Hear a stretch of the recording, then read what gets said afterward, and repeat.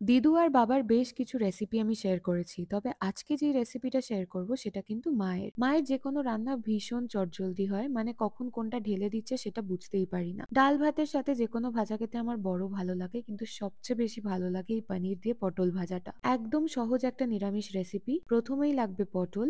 আমি 1 কেজি মতো পটল এখানে নিয়েছি। একটা পটলকে লম্বা লম্বি 4 ভাগে কাটতে হবে। সাথে লাগবে অবশ্যই পনির। আমি এখানে মাদার ডেয়ারির পনির ব্যবহার করেছি, আপনারা আপনাদের পছন্দ মতো পনির ব্যবহার করতে পারেন। 200-250 গ্রামের জায়গায় আরো একটু বেশি পনির নিতে কোনো ক্ষতি নেই। পনিরগুলোকে এইভাবে কেটে নেব। লাগবে এরম লম্বা লম্বি ভাবে কাটা 3 থেকে 4টে কাঁচা লঙ্কা। নিজের ঝাল খাওয়ার ক্ষমতা বুঝে লঙ্কা দেবেন। আর লাগবে 1 চা চামচ মতো আদা কুচি। ব্যাস, প্রথমেই একটা ননস্টিক প্যানে নিয়ে নেব 2 টেবিল চামচ মতো সর্ষের তেল। তেল গরম হয়ে গেলে দিয়ে দেবো কুচিয়ে রাখা আদা আর লঙ্কা। আদার কাঁচা গন্ধটা চলে গেলেই দিয়ে দিতে হবে কেটে রাখা পটলগুলো। কিছুক্ষণ একটু ভালো করে নেড়ে চেড়ে নেব। এবার দেবো স্বাদ মতো নুন। আমি দিয়েছি ওই 1.5 চা চামচ মতো।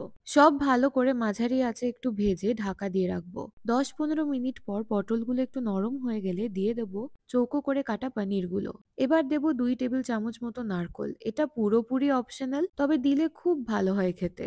সাথে দেবো 2.5 চা চামচ মতো গুড় বা 2 চা চামচ মতো চিনি। আমি ব্যবহার করি বিগ বাস্কেটের জ্যাগারি পাউডার। না না, এটা কোনো প্রমোশনাল ভিডিও না। অনেকেরই প্রশ্ন থাকতে পারে আমি কোন ব্র্যান্ডের জ্যাগারি পাউডার ইউজ করি, তাই দেখিয়ে দিলাম। এবার 5 মিনিট মতো চাপা দিয়ে হালকা আঁচে রান্না করলেই আমাদের পটল পনির ভাজা একেবারে রেডি।